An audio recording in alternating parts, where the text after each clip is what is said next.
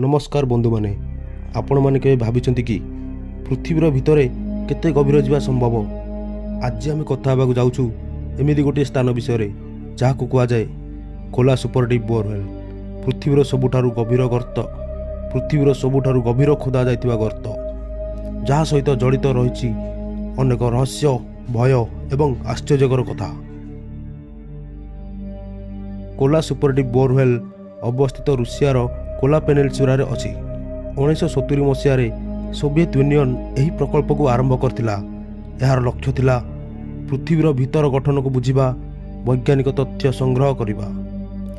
बहु वर्ष धरी खोदा करिबा परे 1989 मसीह यही गर्तर गभीरता पहुंचला प्राय 12 किलोमीटर पर्यंत। आज पर्यंत मनुष्य तैयारी करथिबा सबुठारु गभीर गर्त एहिटी। एठार वैज्ञानिक माने किछि अत्यंत आश्चर्यकर तथ्य पाइथिले। पृथ्वी भितरे अत्यधिक तापमात्रा, सेमाने भाबिथिले तापमात्रा 100 डिग्री सेल्सियस होइतिबो, किंतु सेठी पहुंचला पर देखिले 180 डिग्री सेल्सियस ठारू भी अधिक। एवं पानीर उपस्थिति एते गभीर भितरे पानी थिबा कथा केही भाबि नथिले। एवं 2.7 बिलियन वर्ष पुराना जीवाश्म माइक्रोस्कोपिक फसिल मध्य मिलिथिला, जहाँ प्रमाण करे जे पृथ्वी जीवन बहुत पुराना।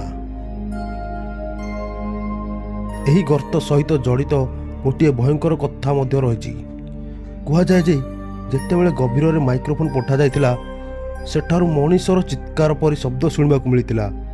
लोक माने एहाकु कहले नरकर शब्द, माने साउंड फ्रॉम हेल।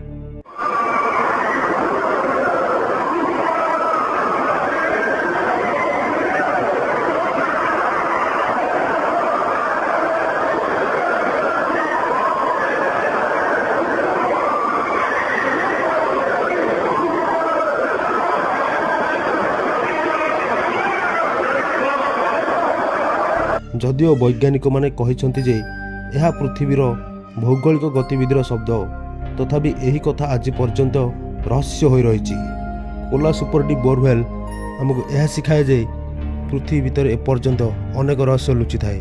मनीष जिते आगे बढ़ुची सेते नुआ प्रश्न जन्म लेउची। आपन को ये वीडियो भल लागिथिले लाइक करंतु, कमेंट करंतु एवं चैनल को सब्सक्राइब करने को भूलिबेनी। धन्यवाद।